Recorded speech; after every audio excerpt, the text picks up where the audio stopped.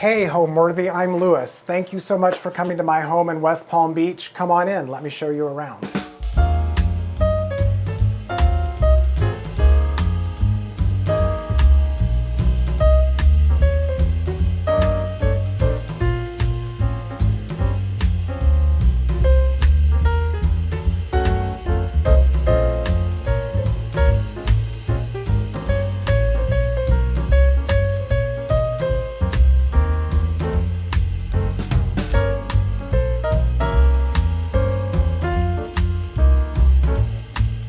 You're watching Homeworthy, where we believe every home has a story. Before today's episode, click the join button below to support all of the storytelling we do on this channel. Our growing community of members help to directly fund more videos so we can capture these extraordinary homes from around the world. So join today to receive early and exclusive access to new Homeworthy videos. My name is Lewis Miller. I am a floral and event designer with offices in New York and West Palm Beach, and today we are at my home in West Palm Beach. I bought this home in 2021. It's a 1925 Spanish Mediterranean house. It was love at first sight. Honestly, I bought it sight unseen and came down and loved it even more. So then spent the next 6 months to a year really gutting it and doing a lot of cosmetic changes to make it feel like home. Buying this place sight unseen was a little nerve-wracking, but I had looked at so many properties, and what I loved instantly about this property was that the bones were all there. It was a great little size, it was a manageable size. It was kind of a blank slate, to be perfectly honest. It was in great condition. I had to do a few, minor adjustments to the foundations and the roof, but then it was really about coming in and having lots of fun with wallpaper and color and tile and pattern and furniture. Now, the realtor I was with, they were very dubious. They thought I was kind of making a mistake because they couldn't see it. They have since changed their mind. But just walking in and being able to see the light, see the space, see the proportions, see the flow, see how it was a very small house, but it didn't have a lot of wasted space. There were some areas we had to blast through some walls to enlarge some spaces and to connect rooms, but it really was just like, wow, this is amazing. Glad I bought it. No regrets. My kind of decor idea for this place was that I really wanted it to not feel like typical Palm Beach, which can be a lot of blue and white, or it can be very pink and preppy and green. I wanted this to feel like Hemingway, old Florida, like Florida before air conditioning. So really unusual colors like dark teals and mustards and greens and tobacco browns, a lot of antiques, hand-painted floors, using a lot of pattern and natural elements so that it felt very Floridian, but at the same time it was very masculine. It was kind of edgy and didn't feel too expected and had a very warm, sort of curated look about it that just felt like things that I'd collected over, centuries if I were that old, but found objects. Welcome to the entryway, the foyer, the Florida room of this house. So when I bought this house, this was one long room that had a very small doorway here and no other opening. Originally, this was a screened-in porch. So what's amazing about this room is that it has so much natural light flow in.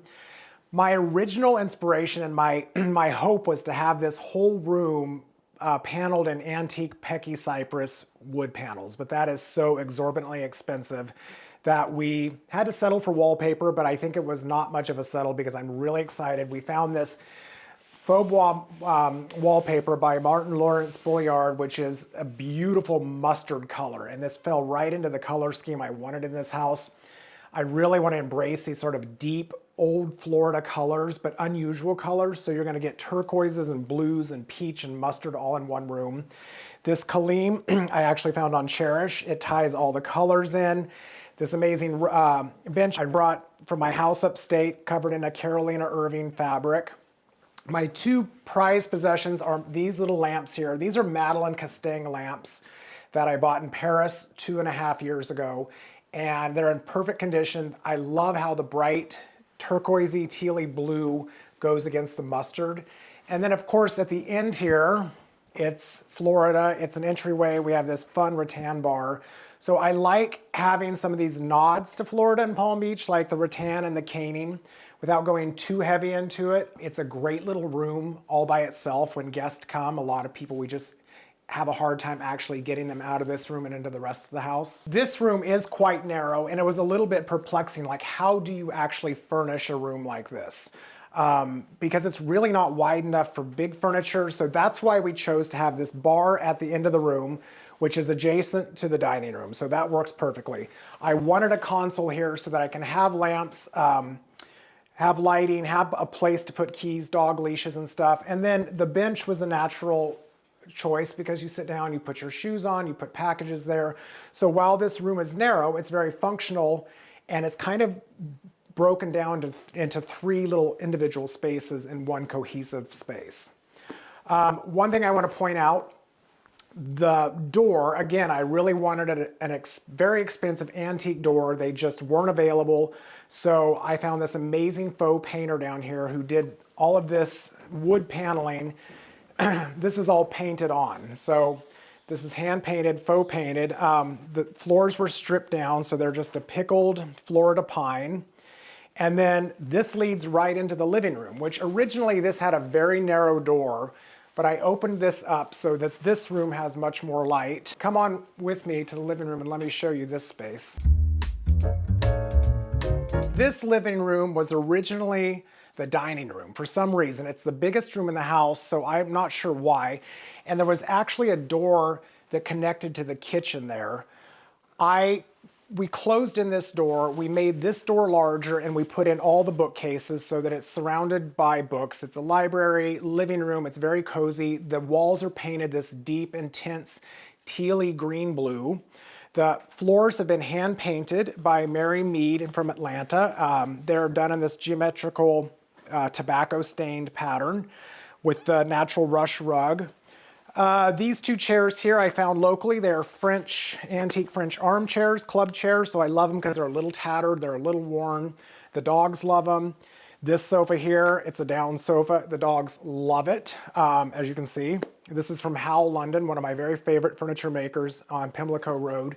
And then this bird prints I found in Paris at Stéphane Olivier Antiques, and that added just the right touch because it feels very Floridian, but it's sort of saturated, it's antique, it's vintage. It works great with the colors in here.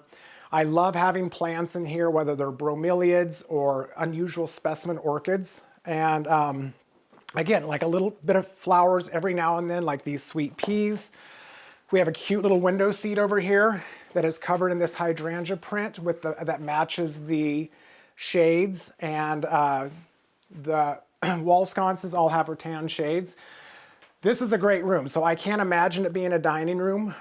It makes for a very cozy living space, and we love it. And it's also really pretty at night when you're walking down the sidewalk because you can see through the Florida room and you can see the bird prints on the wall. This desk is a vintage bamboo desk. Again, it's from a local antique dealer. It brings in some of that old Hemingway feeling. But there's a cute little detail I want to show you over here, and there's a couple throughout the house. So the guy who painted my front door, I wanted these little surprises. So this is the dead butterfly on the windowsill. So every once in a while, you'll get cute little moments of folly like that that are there for no other reason than to just, make you smile. While this room is directly off the Florida room, the line of sight from here looks over the front yard and the street, but this is, again, was important that the furniture in this Florida room didn't look cluttered, or that it actually made some sense. So sitting in this room, you see the bench, you see the curtains, and it actually does feel like an extension of the living room. Same thing when we get to the dining room, the bar feels like an extension of the dining room. So I've always been in love with the natural world. As a child, I grew up in gardens. I come from a family of gardeners. I've always loved flowers. I experimented very early on how flowers can change the dynamic of a room. I went to school for horticulture and landscape design, loved it. My attention span was a little too short for watching gardens grow, and I fell into the whole floral event design business, which was so perfect for my personality because you can really create a whole space, create a look, and it's all over at midnight. So I started doing this at a very young age. I started my business, Lewis Miller Design, in 2002. And focused primarily on creating beautiful special events for clients, some corporate stuff. And I have recently opened an office. Actually, it's 3 years now in West Palm Beach, so I straddle my time between West Palm and New York City. Flower Flash started in 2016, though the idea had been percolating in my mind for quite a few years prior to that. Now, I create weddings and parties and beautiful sort of private homes and hotels, and I've always loved the juxtaposition of flowers and nature and city and the dichotomy and the democratic nature of New York City. And to that point, I was like, I wish there was a way that I could bring flowers to sort of my everyday New Yorkers. It's great that my clients get to see this and experience this, but the people who actually really need this joy in their life are people like you and me who get up every morning, go to work, and kind of get through the day. So at that point in my career, things were going well. I was like, there's gotta be a way to give back. So the first Flower Flash happened in 2016. It was literally taking leftover flowers and doing sort of a pop-up street art installation with them for the sole purpose of nothing other than bringing a smile to somebody's face, that they could experience it, they could take a picture, that they could take a flower, and just kind of be a surprise in the middle of New York City. So welcome to my dining room. This room in the house was originally the living room. It has the fireplace here, and this wall was completely closed off. So one of the best things we did immediately was to open this up. This allowed all this natural sunlight to come streaming into the dining room. And you can see it connects to the floor of the room. We have our bar there, so this really feels like a natural extension of the dining room. This room is one of my favorite rooms as well. There's something about it that just feels, I don't know, almost like things were collected from a pirate ship or something. Two of the most important things in this room that really ground the space are these two antique 17th century caryatids. They're Italian. I bought them from a dealer down here, an auction house down here in West Palm. And I paid a fortune for them, knowing that I could sell them tomorrow for twice as much. I actually got a pretty good deal on them. They're incredible. So I actually had them wired to be lamps so that they will light up. They look beautiful at night. They flank the archway here. We then come in, I've got the dining table, which is a pickled oak dining table surrounded by vintage French Louis Sagnot rattan chairs. Louis Sagnot rattan is, I love it, and I have a lot of it in the house. The wall sconces are also that. It's a little less typical when it comes to rattan for Palm Beach. It's from the 50s and 40s. It's French. It has a little bit more style, I think. So we pulled in the same yellow in the cushions here. This is the same fabric that is in the window shades and the window seat cover in the living room.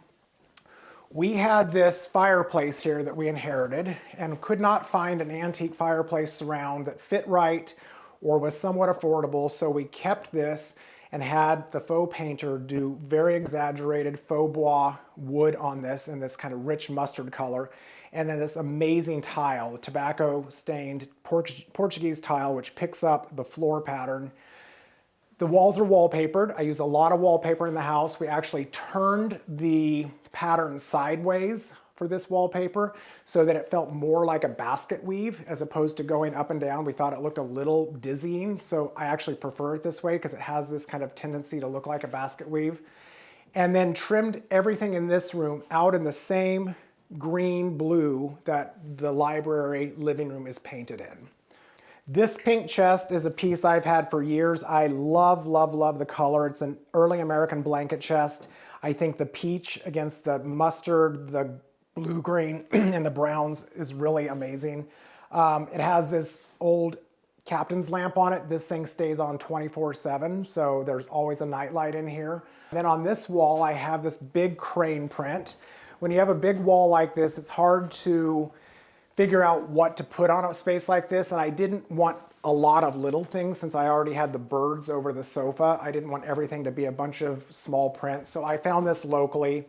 It's not an old piece, but it's got this nice saturated tobacco stained look to it of the herons. When it comes to doing flowers for my home, I honestly don't take a lot of chances or experiment because I have things set the way I like, and I want the flowers to not be center stage. They're really just to accent it and give it a little breath of life. So I love pottery, I love vessels. Traditionally, I'll have a beautiful pitcher or some pottery on a coffee table that without flowers, it looks great by itself. But then if I just want to throw a handful of ranunculus or tulips in it, great. Suddenly I have flowers. It doesn't take a lot of thinking. And it's just a nice, I think in general, a nice way to live with flowers, you know, working with the colors of the room so that you know, you can pick up an obscure color in the room and focus the flower color on that. So they feel bold and they complement the art and the upholstery, but it doesn't feel like you overthought it or overdid it, which I think is crucial. On the dining table, I have always loved majolica, and these are majolica begonia leaves. So they are sitting on the table. I love the colors. They really bring in the colors of the entire house, actually. And then this rattan basket I bought from Soane in London and just stuff it full of tillandsias and bromeliads, stuff that would naturally grow outside and look very at home in Florida. So this room is fun for entertaining because I hosted Thanksgiving here, I've done dinner parties here, I have a lot of beautiful china and placemats and linens, so it's really great to set this table up. You know, I'm usually a little sparing on the flowers because the table fills up very quickly, so I'll just do some small bud vases, but a lot of candles, but it really becomes about the color of the plates and the china and the linens and how it all works in this room. One little thing I want to show, another little detail here. We have a little mouse that was hand painted there in the corner. He's peeking out of his mouse hole. That's by the same artist who painted the fireplace and the butterfly. And the last thing here is our trompe l'oeil $50 bill on the corner of the bar. So this is very realistic. That's actually hand painted. It's not decoupaged, and it looks like somebody dropped some money, and it's just there for kids to look at and try to reclaim. So this room has a lot of patterns, but I love that because it's got a lot of energy, but nothing is very, very strong. I mean, the fireplace is pretty strong, but you know, I don't know. I think with the fact that it's all outlined in a very strong color, we kept the shade pattern to be a little bit more discreet, and it's more about the color scheme really working and that everything has some space and it's not terribly crammed up against each other, so it feels natural. It works with the natural fiber of the bamboo. You have the views into the other rooms that help it all make aesthetic sense.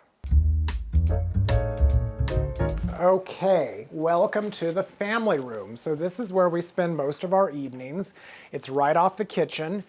This room is a very cozy room. We started by wallpapering the entire room in a natural seagrass fabric. The color scheme for this room was really informed by the drapes, this beautiful hollyhock pattern that's got the same blue, greens, and yellows and browns in it. The yellow rug pulls the yellow in, the sofa, the chairs. I've got some antique botanicals here that are Florida native plants. So this again is homage to my love of flowers, but also the flora and the fauna of the surrounding area. So there's a lot of birds in this house. This is an English diorama of owls and pheasants that I got in the Hamptons probably 10 years ago, and I've been looking for the perfect place for it, and there it sits. The dogs love this space because every piece of furniture is down cushion, so it's impossible to keep them fluffed, but they're very comfortable. I have an antique Swedish cabinet here. This is one of my favorite pieces. It's very strong geometrical lines. And that's what's nice about this room is it leads directly into the powder room, which has this super fun crane wallpaper so you get that view of the birds at the same time. This room does feel a little bit more calm.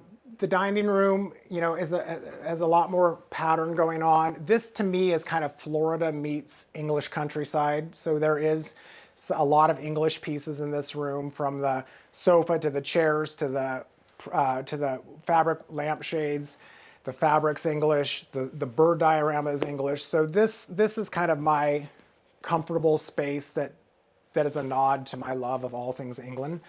And we wanted to have this be more of a relaxing room because we've got the living room, which was much more intense. We've got the dining room, which acts as a passageway between all the other rooms, which is much more vibrant with pattern and color. And then we have this, which is just much more calm and relaxed. But what's nice about this room is that it leads into the kitchen, and you can see into the kitchen from this room, which is a completely different story altogether.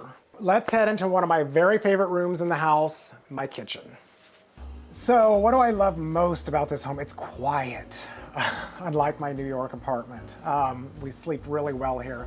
I really love the kitchen. The kitchen, I've always wanted a fully tiled kitchen, and we went for it in this home. So it's floor to ceiling, emerald green tiles. It's got a hand-painted floor. It feels very like old world, like an old English sort of Jamaican kitchen. But at the same time, it really, even though it's so different than the rest of the house, it really works really well. And you kind of turn the corner and suddenly you're just in this emerald jewel box of a room. Okay, welcome to our kitchen. So this is one of my favorite rooms in the house. I have always wanted a fully tiled kitchen, and I finally got it. So it's floor to ceiling, these amazing emerald green tiles. We kept the existing cabinets as is, painted them green, changed out the hardware, found this beautiful green veined marble for the top of the cabinets, for the countertops, and had the floor hand painted again in a diamond pattern in the same green by Mary Mead. The light fixtures overhead are from Urban Electric, and we had those customized in the same green. We built these shelves overhead. We have the brass fixtures, the English deep sink. Yeah, it's just a cozy, great room to cook in. This piece is a vintage Gustavian cabinet, which I found on Cherish, which is perfect for a spice rack, and it fits right here like it was made for the place between the refrigerator and the counter. And then on this side, we have the butler's pantry. So this is a lovely little extension that's got the wood countertops with the brass edging, this fun geranium leaf wallpaper, and then this one hit of pink in this cabinet here in the corner. In this room, I keep my love of platters and china. These beautiful pieces here I buy from a dealer in Paris, and this is handmade, and I just love, again, the browns and the unusualness of it. It's masculine and rich, but it's very old world. These platters here are a local artist, and they're beautiful. Again, there's a lot of flowers and bees and birds in my life, so these are great for hors d'oeuvres or big bowls of pasta. So we put in these open shelves. These were copied after the Duval shelves, but my guy down here in Florida who works for me is quite the MacGyver, and he can make anything, so he made them for me. We ordered the brass rods and the hooks, so they're great for cookbooks, casserole, dishes, bowls, all kinds of stuff that looks pretty and is useful. So this kitchen is great for cooking, and I have every pot and pan, every single utensil, every spice, so anybody can roll in here and cook an amazing meal. However, that person is generally not me. I tend to make arrangements for dinner or order out, but if you want to come and cook for me, it's all ready. This connecting window between the family room and the kitchen at first was a little bit of a dilemma. It was originally a bar counter. It felt very odd. It felt very diner-ish, and we thought we were going to try to find some old bottle glass, stained glass window, or have something made to put that in here. Ultimately, I did not end up doing that because the way it turned out, it really does have a nice view into the family room. Somebody can be cooking here and visiting with somebody that's relaxing in that room. And it just also allows for a lot of natural light into this room, which could be dark otherwise. What makes a home come alive? Well, in my situation, it's dogs. I have 3 border terriers, and if I could have 6 or 10, I would in a jiffy, but 3 is sort of the max I can deal with being a single dad. So other than that, obviously I'm going to say flowers and plants. I think it's really important to bring living elements into a house. It's no cliche that bringing living elements does make it feel alive. And color, I think color, nuances of color, beautiful textiles, wallpapers, things that you love, personal things, kind of really eschewing fashion or trends and just doing something that feels really connected to your soul and your aesthetic. Okay, let's go upstairs. Let me show you my bedroom. Excuse me, come on, Tug. Come on.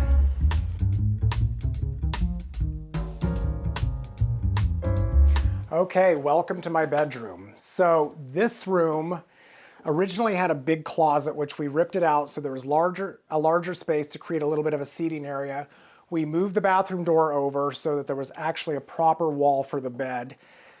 These walls are covered in this amazing printed rattan fabric that's got a pale stripe and a botanical print to it. We put in this closet and line the panels with the same fabric. And it's very quiet. The curtains are this beautiful soft sage green that pick up the print of the wallpaper. The bed is a 4-poster bed that I had at my house upstate before I sold it and moved down here. Brought in this vintage rattan chaise lounge with the beautiful fabric there for that corner. That fun monkey side table I found from a local dealer down here. So one thing I really love about this room is, again, the hand-painted floor. So this floor is beautiful. It's in the soft blue and green shades, hand-painted by Mary Mead in Atlanta. Picks up all the soft tones. It's very important that this room feels very, very restful, and it does. So it's great to lay in here. The morning light streams in beautifully.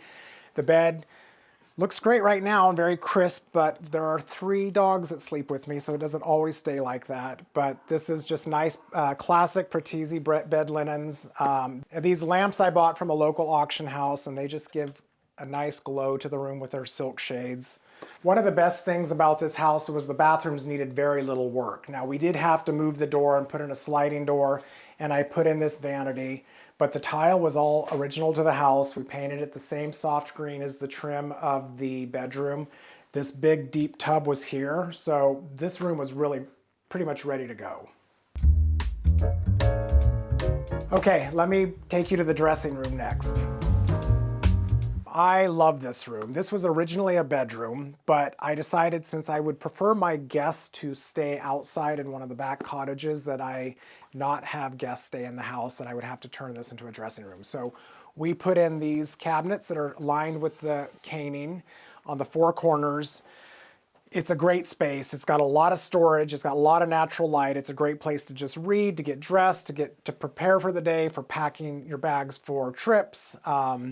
And it just overlooks the front of the house, so it just is a nice addition to this whole series of upstairs rooms. These beautiful chairs are pieces that I got years ago in New York. I had them reupholstered in this stark fabric, and I actually loved them so much I kept them as is, did not reupholster them again.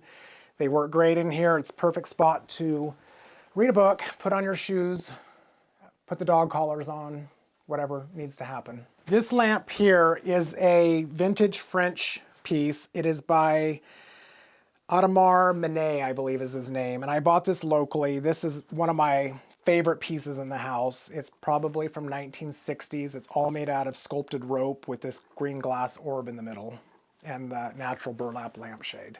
This here is Leo the lion. He's one of my most prized possessions. He's traveled around with me for years. I bought him at the New York Botanical Gardens show about 15 years ago.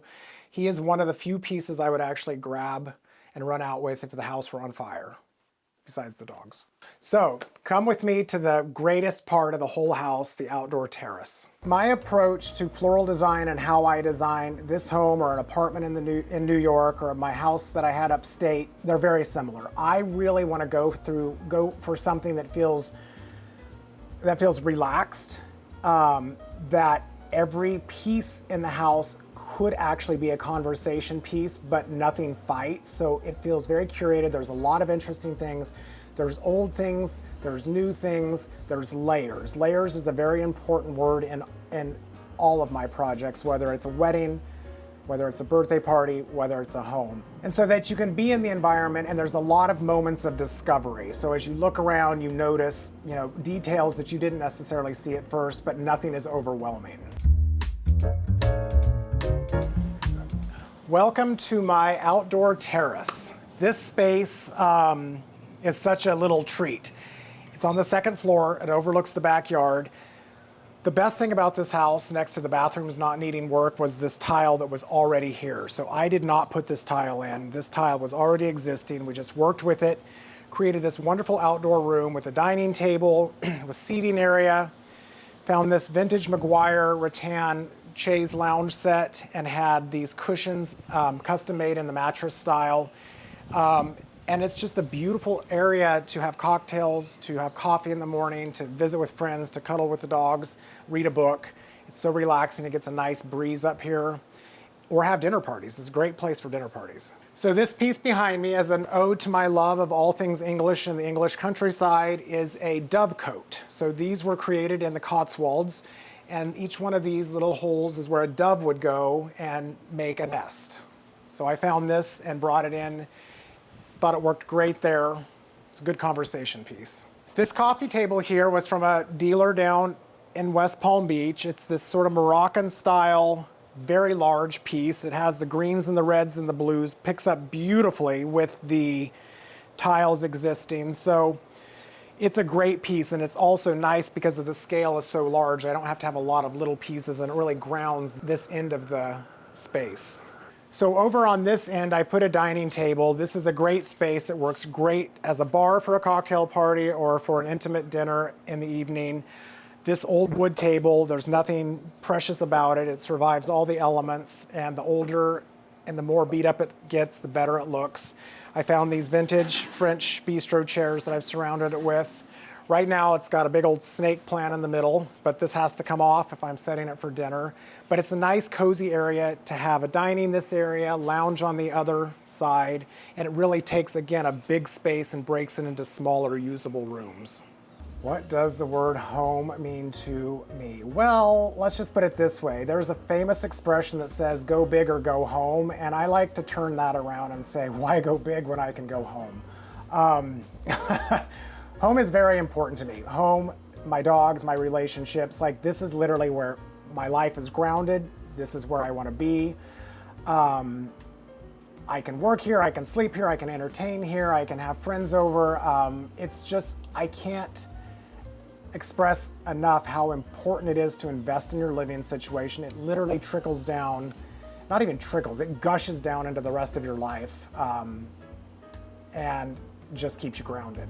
Thanks for watching. Be sure to go to homeworthy.com for exclusive content, shopping guides, and so much more.